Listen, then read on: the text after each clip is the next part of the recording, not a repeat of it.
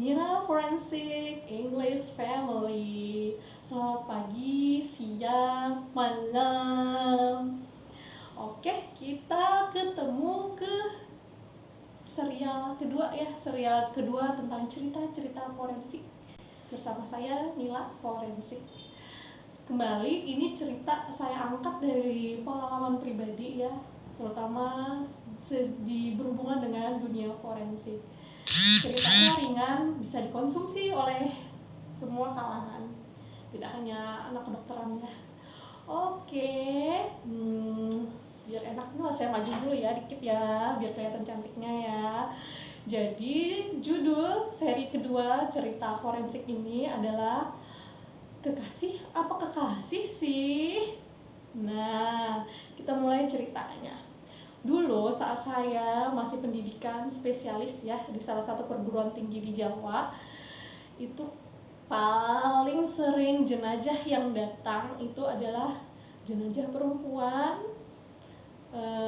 usia mungkin sekitar 20-an lah ya, masih muda, dan ukuran badannya kurang lebih seperti saya ya, tinggi tidak lebih ya sekitar 145 sampai 155 mungkin, berat badan juga ya setimbang saya ya, tidak begitu gemuk, mungil maksudnya ya, kecil mungil. Itu sering kali datang ya pada saat pemeriksaan kami ya, gitu sih. Jadi agak miris juga ya. Jadi mereka itu jenazah itu sering kali adalah jenazah kasus-kasus kekerasan seksual ya. Oke, jadi judul kita tadi Kekasih apa kekasih ya. Banyak cerita tentang cewek-cewek korban tadi ya. Salah satunya saya tertarik untuk bahas adalah salah satu jenazah itu berusia sekitar 16 tahun. Oke, itu ceritanya dia habis dari dukun. Katanya sih ada isu dia hamil. Nah, kecurigaan kita kan langsung tuh pada si dukun. Nah, kayaknya pelakunya si dukun. Terus kita korek lagi ceritanya ya. Memang di tempat dukun diapain? Kata si dukun sih cuma dikasih klorofil. Klorofil ya, zat hijau daun ya, mungkin seperti suplemen, dan sama si dukun cuma dipijat-pijat kakinya. Pikir dong, masa iya dikasih klorofil sama dipijat kaki jadi mati, jadi meninggal. Oke, kita flashback lagi mundur ke belakang. Jadi seperempuan ini katanya punya pacar, sering berhubungan dengan pacarnya, dan ini tadi usia perempuan tadi usianya 16 ya, 16 tahun, dan ini masih masuk kategori anak-anak ya, karena menurut WHO batasan usia dewasa itu adalah di atas 18 tahun ke atas ya, jadi masuk kategori anak-anak. Jadi sama pacarnya mungkin sering berhubungan badan ya, selayaknya suami istri.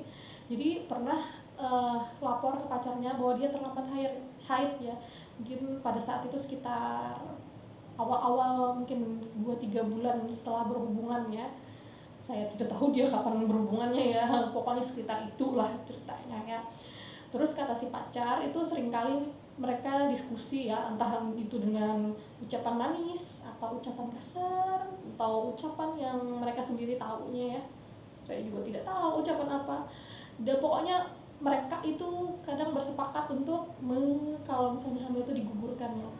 Salah satunya teknik mereka itu karena nanas muda, terus dipijat, dan pokoknya segala macam usaha. Tapi nyatanya itu tetap tidak haid ya, sampai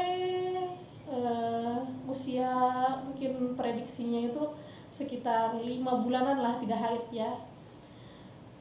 Kandungannya tambah besar, tentulah mereka tambah panik ya, karena mereka tidak ada kesepakatan untuk menikah ya, tidak ada mungkin keinginan untuk menikah ya. Si pacar ini usianya sekitar 19 tahun, termasuk dewasa sudah ya. Akhir cerita pada saat pemeriksaannya, kami juga melakukan swab pada vaginanya ya, kelamin perempuannya disuap untuk memeriksa adakah sperma. Ternyata itu positif ya, ada spermanya. Jadi kita lanjutkan saya ceritanya. Jadi sebelum ke dukun tadi, ternyata si perempuan itu datang ke rumah laki tadi ya. laki tadi sempat bicara-bicara, mungkin diskusi, ngobrol-ngobrol, ada fighting juga mungkin, entah itu fighting fisik atau fighting mulut saja ya. Kesimpulannya mereka itu kembali cekcok, dan sebelum diantar ke dukun tadi ya, mungkin karena swabnya positif ya tadi ya, berarti dia sebelum ke dukun tadi juga pernah berhubungan ya, sebelum kejadian ini berhubungan badan dulu ya, jadi maka ada sperma laki-laki itu di kelamin perempuan tadi. Mungkin setelah berhubungan baru mereka ada adu mulut, adu fight, dan setelah dimulik-mulik ceritanya, jadi si laki-laki ini tadi, si pak kekasih ya, kembali lagi judul saya ya, kekasih atau kekasih.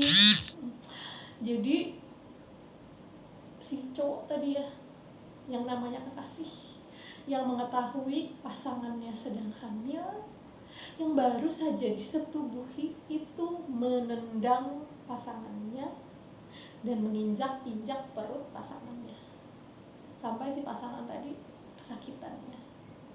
Mungkin setelah kesakitan tadi mungkin mengerang-erang, tidak bisa dilakukan apa-apa lagi, barulah dibawa ke dukun.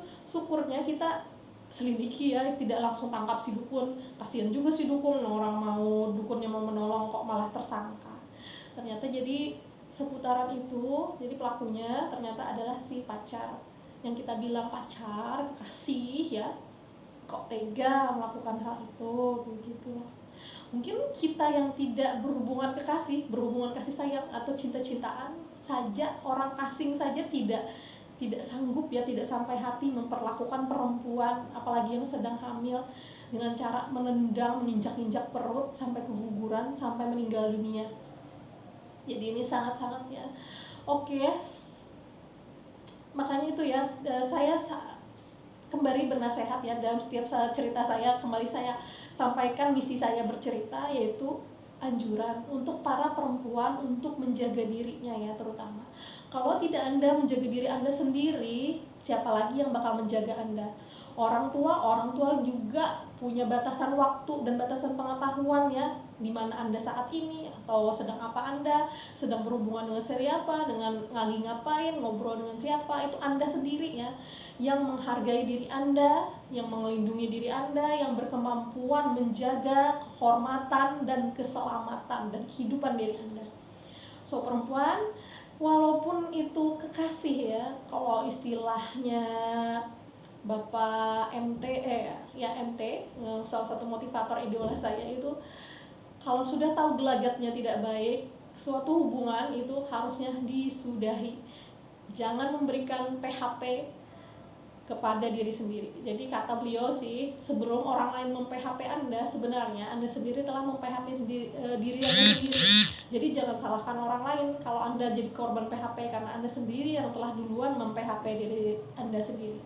Maksudnya gini, jadi kalau pasangan Anda atau pacar ya, dan tanda kutip itu sudah mulai nakal, lebih baik diakhiri. Jangan sampai termakan bujukan, rayuan ya, yang bilang tidak akan mengulangi lagi, tidak akan menjadi lebih baik. Oke, kita evaluasi, tapi evaluasi ketat ya, evaluasi ketat. Karena ada kecenderungan mereka akan mengulanginya lagi dan lebih parah. Seringkali kita mem-PHP diri kita, nanti mungkin dia akan jadi lebih baik, dia ya pasti akan jadi lebih baik. Jadi kita mem-PHP diri kita harus memberikan kesempatan padanya untuk menjadi lebih baik, tapi nyatanya kembali evaluasi ketat ya, jangan sampai diri Anda terkorbankan. Itu hanya salah satu cerita ya, kata saya tadi kan sebelumnya banyak korbannya perempuan. Ada salah satu cerita tambahan ya, perempuan ditemukan bugil di pantai dengan kondisi setelah disuap, diperiksa vaginanya, itu spermanya positif, dan di tangan lengannya ini ada bekas lindasan ban sepeda motor. Ternyata ceritanya apa? Ternyata dia sempat jalan dengan pacarnya, mungkin berhubungan badan di pantai, makanya kondisinya bugil, dan entah apa proses dibalik itu, sepeda motor diambil pacarnya dan motornya itu dilindaskan ke badan perempuannya. Itu apanya? Itu kekasih atau kekasih?